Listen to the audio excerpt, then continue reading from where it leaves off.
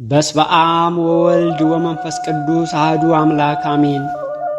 በክርስቶስ ክርስቲያን በወልድ ውሉድ በመንፈስ ቅዱስ መንፈሳውያን የተባላችሁ የክርስቶስ ቤተሰቦች የእናታችን የቅድስት ድንግል ማርያም የአስራት ቡክራት ልጆች ሁላችሁም በያላችሁበት በወደደን ባፈቀረን በጌታችን በመድኃኒታችን በኢየሱስ ክርስቶስ ፍጹም ሰላምታ ሰላም እላችኋለሁ። ከእድሜያችን ይችን ቀን ሰዓት ደቂቃ ባርኮ ቀድሶ እግዚአብሔር ለዚች ለተቀደሰች ቀን አድርሶናልና ለልዑል እግዚአብሔር ክብር ምስጋና ይግባው። እንዲሁም አትለየንምና እናቱ እናታችን ወላዲተ አምላክ እመ ብዙኃን ለስም አጠራሯ ክብር ምስጋና ይግባት። አንድ አምላክ በሚሆን በአብ በወልድ በመንፈስ ቅዱስ ስም በእውነት እናምናለን። በእውነት ልመናውና በረከቱ ለዘላለሙ ከወዳጆቹ ጋር ነውና በጥቅምት 22 ቀን የሚነበብ የሚጸለይ የመላእክት አለቃ የቅዱስ ዑራኤል ድርሳን ይህ ነው። ጥንት የሌለውና መጨረሻውም የማይታወቅ ከዓለም መፈጠር በፊት ያለና ወደፊትም ለዘላለም የሚኖር ሕያው በሚሆን በእግዚአብሔር ስም ያለ መጠራጠር እናምናለን። የሰማይና የምድር ኃያላት ሁሉ ለገናናነቱ በመፍራትና በመንቀጥቀጥ ለሚሰግዱለት ለሱ በመላእክት አንድ ለሚሆነው ለሦስትነቱ እንሰግዳለን። ድግመኛም ፍሬዎቹን በየወገኖቹ እንዲያፈሩ ላደረገና ምድርንም በልዩ ልዩ አበቦች ስላስጌጣት ለሱ እንሰግዳለን። እነሆ የብርሃን አበቦች በጌትነቱ ትእዛዝ አብበው መልክዓ መዓዛ ሰጥተውናልና። ሦስተኛውም የእሱ በቸርነቱ እህልንም ለምግብ ዘርንም ለዘሪ ዝናንም ለአሳር ይሰጣልና ለእሱም ክብር ምስጋና መገዛትና መስገድ ይገባልና ለዘላለሙም በእውነት አሜን።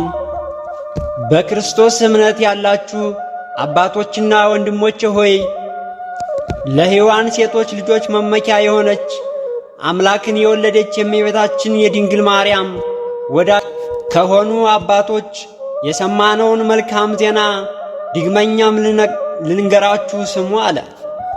ድግመኛም በጌታችን በኢየሱስ ክርስቶስ ወዳጅ ከሚሆነው ከወንጌላዊ ዮሐንስ ደቀ መዛሙርት ከአብርኮስ መጽሐፍን አግኝቶ ከጻፈው የእመቤታችንን የድንግል ማርያም ቅዳሴዋን ከደረሰውና ስለ መልክዓ ብርሃኗ የህብሳው ኤጲስቆጶስ ከአባ ሕርያቆስ ቃል የተገኘውን መልካም ዜና እንነግራችኋለን።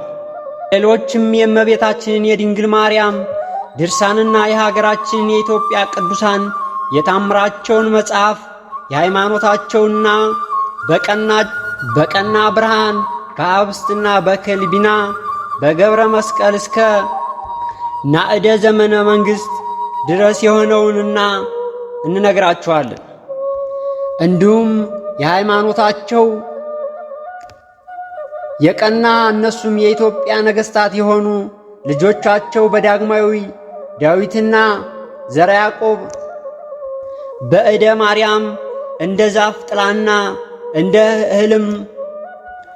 ሕልም ኃላፊ የሆነው የምድርን መንግሥታት የናቀው ወንድሙን እስክንድርያን ይህም ሁሉ ዜና የነገራችሁ በክርስቶስ እምነት ያላችሁ የተመረጣችሁ የአዳም ልጆች ሁሉ የመላእክት አለቃ ቅዱስ ዑራኤል ብለን የምንጠራው ረዳታችንና መድኃኒታችን ስለሆነው የአዳም ልጆች የሆነው የመላእክት አለቃ ቅዱስ ዑራኤል ብለን የምንጠራው ረዳታችንና መድኃኒታችን ስለሆነው እንድታከብሩትና እንድታመሰግኑት እንድታውቁትና እንድትወዱትም ነው።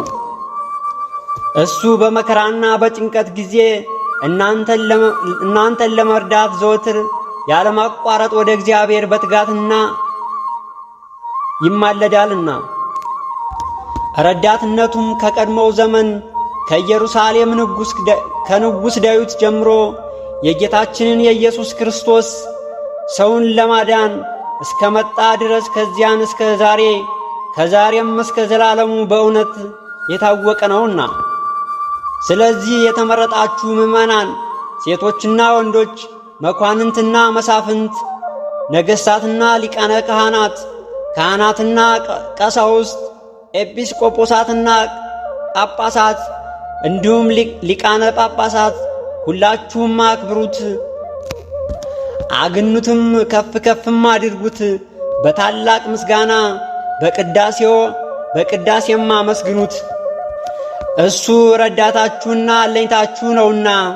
በእግዚአብሔርም በመላእክት እናት በእመቤታችን በቅድስት ድንግል ማርያም ማለትም በሁሉም ዘንድ ባለሟልነትን ስላለው ሁሉ ጊዜ ከእርሱ አይለይምና ክብርና ቅዱስ በሆነው በዚሁ መልአክ የመላእክት አለቃ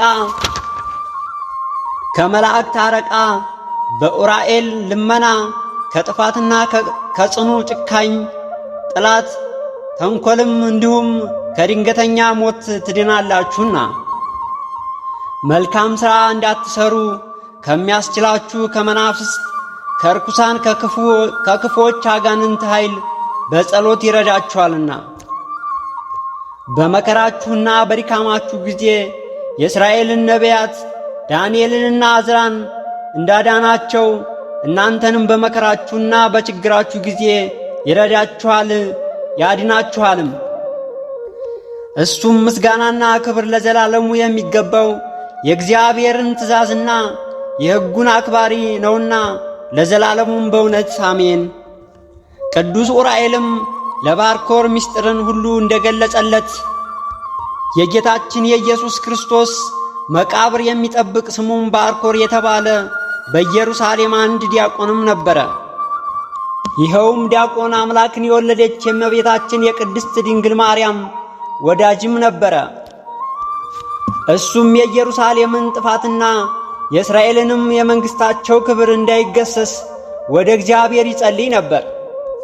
ከዚያን ጊዜም በኋላ እግዚአብሔር ጸሎትን ሰማውና ሥጋውም ሳይፈርስ ሳይበሰብስ 70 ዘመን እንዲተኛ እንቅልፍንም ሰጠው። የኢየሩሳሌምንም ጥፋት ሲያይ በእግዚአብሔር ጥበብ 70 ዘመንን ተኝቶ ኖረ። ከእግዚአብሔር ዘንድም የተሰጠው የእንቅልፍ ዘመን በተፈጸመ ጊዜ የጌታችን የኢየሱስ ክርስቶስ ቤተ መቅደስ ከምትሆን ይህችውም ስሟ ጎለጎልታ ወደምትባል ገብቶ እህልም ሳይቀምስ ውሃም ሳይጠጣ 40 ሌሊት 40 መዓልት ጾመ። ከዚህም በኋላ ቅዱስ ኡራኤል ወደሱ መጣና አንተ ሰው ሰውነትህን ወይም ሥጋህን ሁልጊዜ በረሃብ ለምን ታደክማለህ? ነፍስስ ወይም ሥጋህ ያለ እህል ወይም ያለ ምግብ አትቆምምና አለው። ሰው ለሥጋው ተግባር መቆም የሚችለው በመብላት ነውና አንተ በእመቤታችን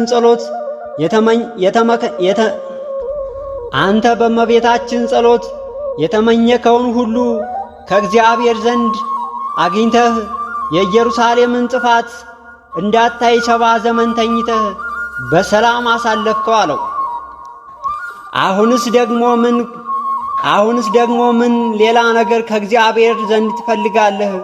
ከእሱስ የፈለግከውን ሁሉ ተጽፎልሃልና አለው። አሁን ደግሞ ምን ሌላ ነገር ከእግዚአብሔር ዘንድ ትፈልጋለህ?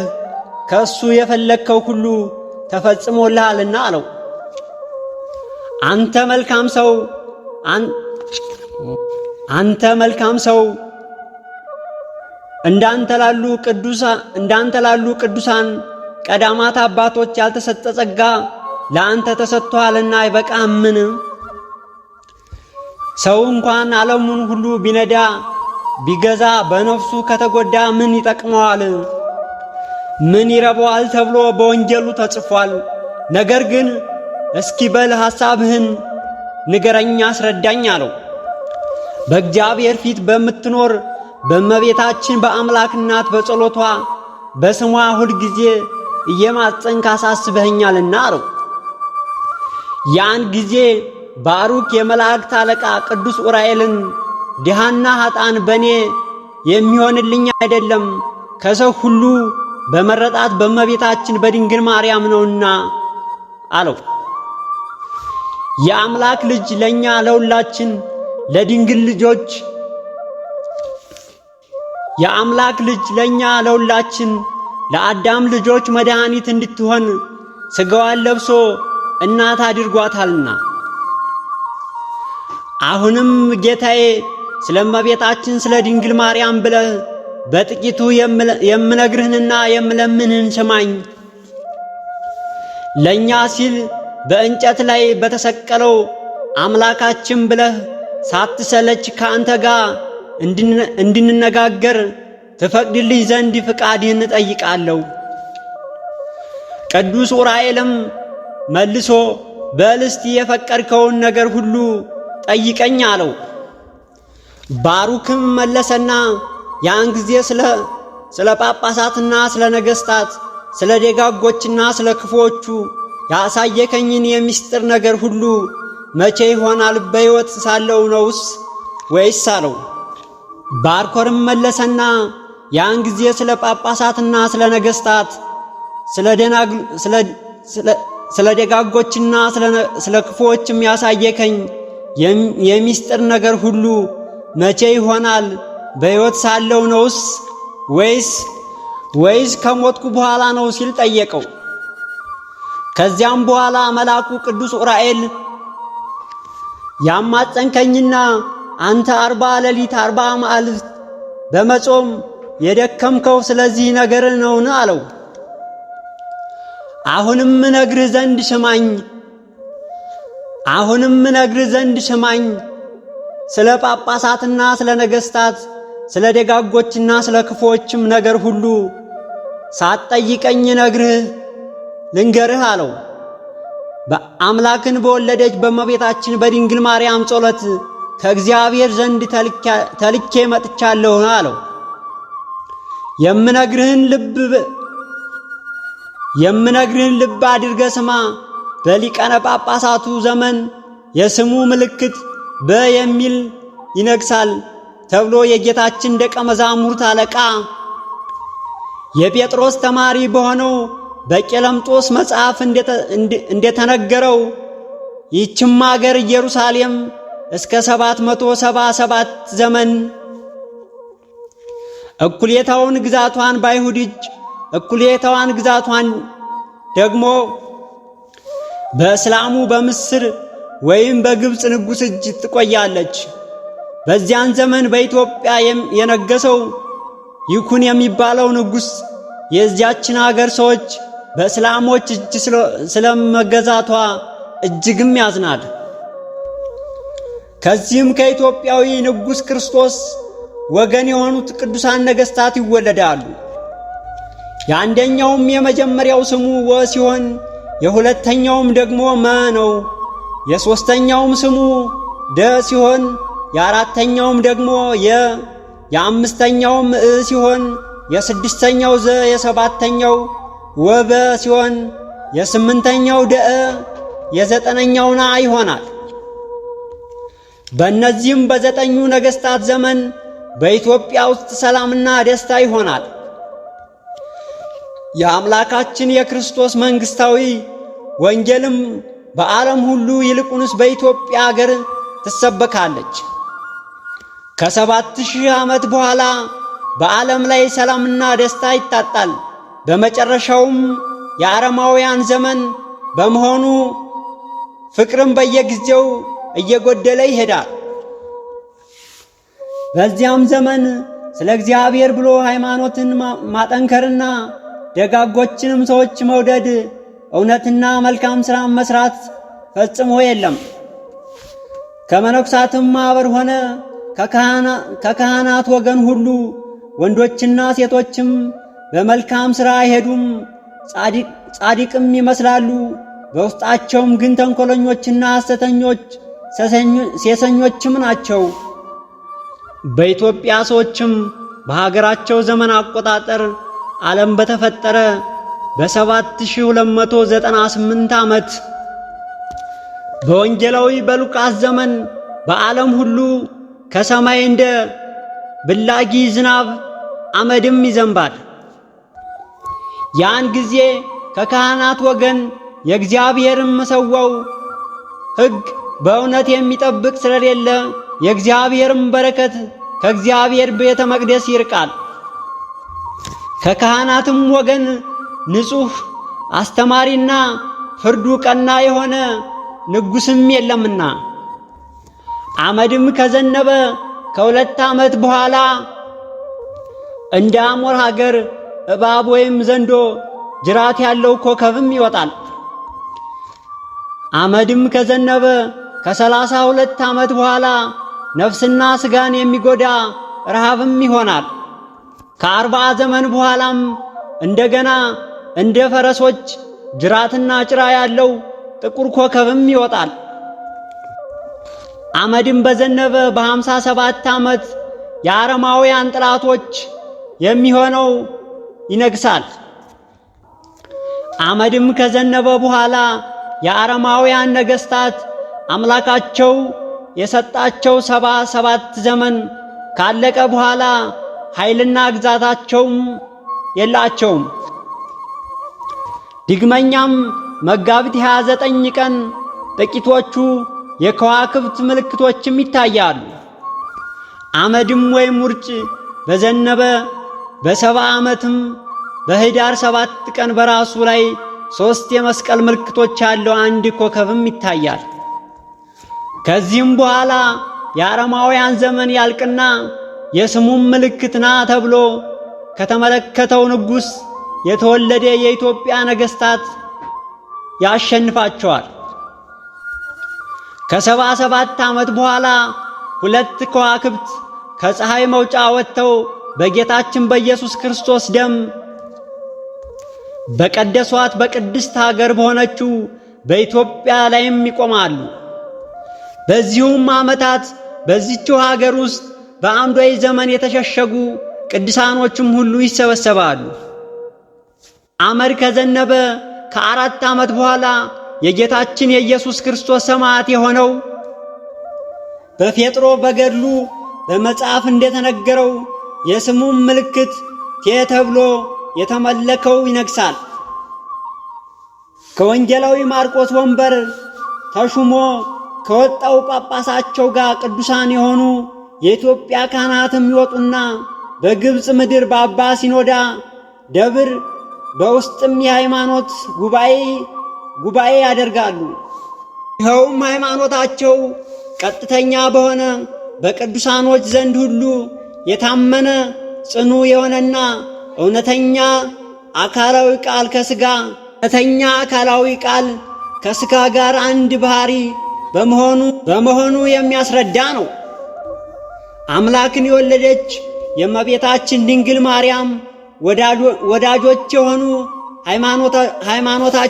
ሃይማኖቱ ከቀና ንጉሥ የተወለዱ 2 የኢትዮጵያ ነገሥታት ከነሱ ጋር ይገኛሉ። ከዚያም በቀናች የእስክንድርያ ሃይማኖት የኖሩ ሰዎች ይረቷቸዋል ወይም ያሸንፏቸዋል። በዚያን ዘመን በኢትዮጵያ ውስጥና በዓለም ሁሉ ሰላምና ደስታ፣ ጥጋብና ፍጹም ተድላም ይሆናል።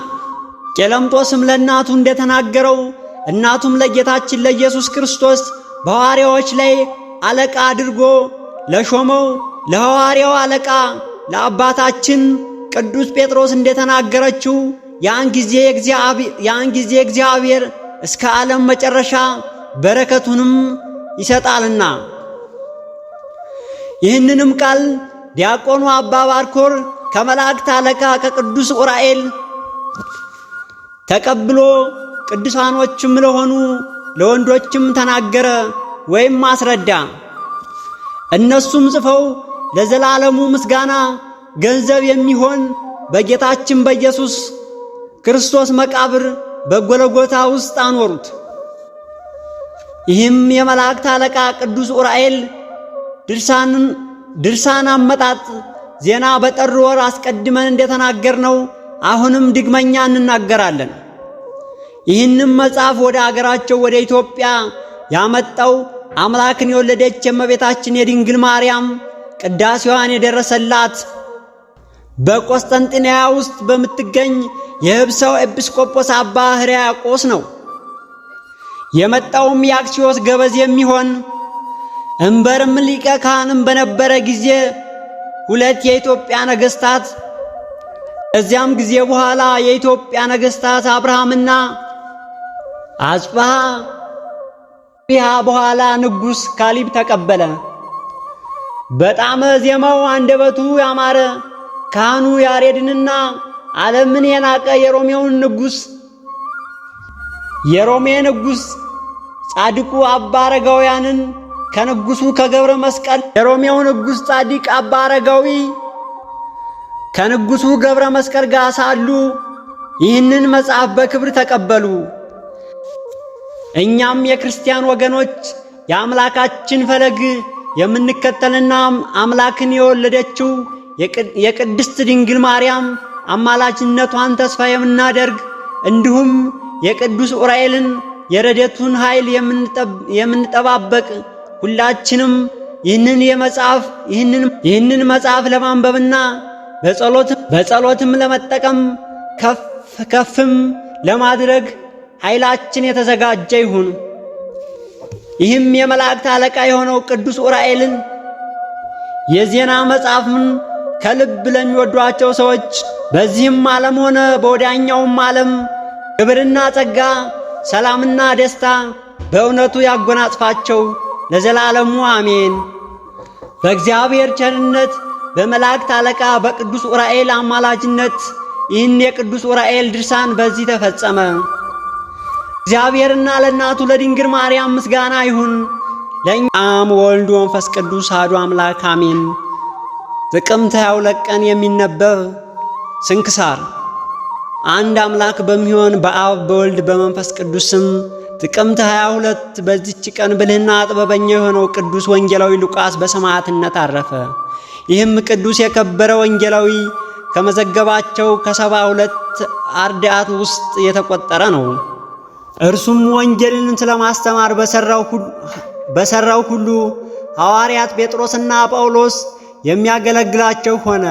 ለታፍላውንም ወንጌልንና የሐዋርያትን ዜና የጻፈላቸው ሉቃስ ነው። ሳም ጴጥሮስና ጳውሎስ ከተገደሉም በኋላ በሮሜ ሀገር የሚያስተምር ሆነ። በቀናችም ሃይማኖት ይጸኑ ዘንድ ለምእመናን መልእክትንም ይጽፍ ነበር። ስለዚህም ጣዖት አምላኪዎች ከአይሁድ ጋር በመስማማት አንድ ግንባር ፈጠሩ። በንጉሡም ሄሮን ፊት ቆመው ስለ ሐዋርያው ሉቃስ እንዲህ ብለው ጮኹ። ይህ ሉቃስ ብዙዎቹን ሰዎች በሥራዩ ወደ ትምህርት አስገባቸው። ንጉሥ ሄሮንም ወደ ፍርድ አደባባይ ሉቃስን እንዲያቀርቡት አዘዘ። ሐዋርያው ሉቃስም ከዚህ ዓለም መውጫው እንደደረሰ በመንፈስ ቅዱስ አወቀ። ወደ ባህር ዳርቻም ሄደ። በዚያም ዓሣ የሚያጠምድ አንድ ሽማግሌ ሰውዬ አገኘ። መጻሕፍቱንና ደብዳቤዎቹን ሰጠው።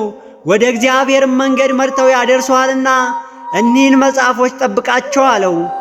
እሱ ኒሮንም ፊት ቀርቦ በቆመ ጊዜ ንጉሡ በሥራይህ ሕዝቡን የምታስት እስከ መቼ ነው አለው።